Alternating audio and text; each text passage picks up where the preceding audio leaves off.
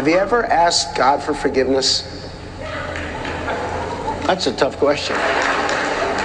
Holy contradictions. Today's breaking story includes the phrase evangelicals for Harris, and I think it now joins Jumbo Shrimp, deafening silence, and civil war in the Oxymoron Hall of Fame. Evangelical Christians for Kamala Harris was not on anyone's bingo card for 2024. This story has a fascinating plot twist because it involves a member of the first family of evangelicals.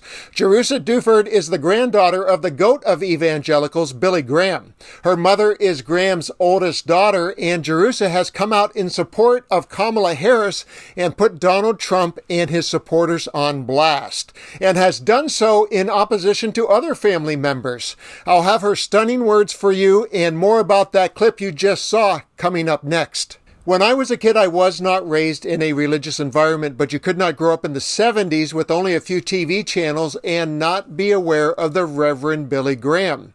His on-screen presence was very captivating, and that preacher cadence was very compelling.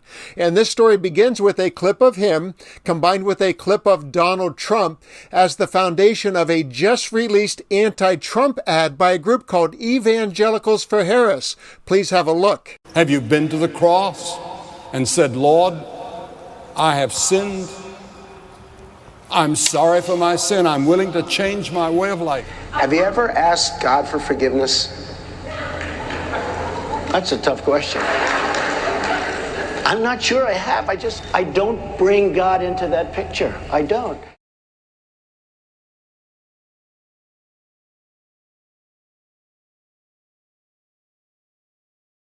On a normal day, an unearthed video that features Donald Trump squirming might be the whole story, but today, wait, there's more. At the tip of the spear for Evangelicals for Harris is Jerusha Duford, Graham's granddaughter, who was billed as a spotlight speaker at their recent online event. For context, here's some of her past comments and concerns about Trump, and then I'll have the just-released comments that damn him and his flock. I'm quoting him, I'm sorry, has ever done what I have done for evangelicals or religion itself. What's your response to that? I saw that tweet, and there's actually some truth to it. There's some policies that he's pushed through, Supreme Court justices, and his stance on pro-life that I agree with and think has taken the evangelicals a long way. But my question is, how much are we going to excuse in exchange for that? The fear in the quote I hear all the time is, he's the lesser of two evils. My fear in the lesser of two evils is eventually one of those evils stops looking evil. And I'm just not sure that the good he's done excuses or outweighs the rest. My grandfather always said that courage is contagious. My hope is that an article like this will be the first step for people to actually stand up and start saying, you know what, I'm actually not comfortable. And now for some of her best thinking from a just published Newsweek article titled, Billy Graham's Granddaughter Endorses Kamala Harris. In 2016, when a man bragged about assaulting women, various leaders of my faith then propped up this man as a poster boy for godly manhood and leadership. This broke my heart, as I have watched, quite frankly, for the last 8 years, people who are curious about Jesus and his teachings have done a 180 and walked in the other direction from my faith. In her video message, Duford made reference to Bible verse Isaiah 130, in which Isaiah attacks Israelites in Jerusalem and Judah for their unfaithfulness and disobedience to God, describing them as an old oak whose leaf withers and like a garden without water, the Christian Post reported.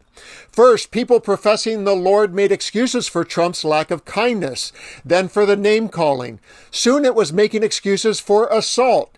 Then it became making excuses for January 6th, and now making excuses for convicted assault and 34 felonies, Duford said. The oak leaves don't wither overnight, And I'm terrified to think of how far this turning our head the other way and making excuses will take our country, but more importantly, our witness to the world. In breaking ranks with the religious right, Duford and Evangelicals for Harris remind us that true faith isn't about blind allegiance, but about making choices that align with one's deepest values. And it remains to be seen whether today's events mark a ripple or a significant shift in the shaky alliance between Trump and evangelicals, but what is clear is the growing trend of groups once thought to be in the firm grip of Donald Trump rallying behind Kamala Harris. Just in the past week, we've seen groups in our news feeds with names like White Dudes for Kamala, Republicans for Harris, and now Evangelicals for Harris.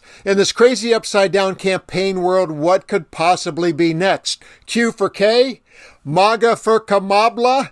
My pillow guy for my President Harris. I welcome your serious and not so serious predictions below. And I'm Dan, and I'll see you next time for Occupy Democrats.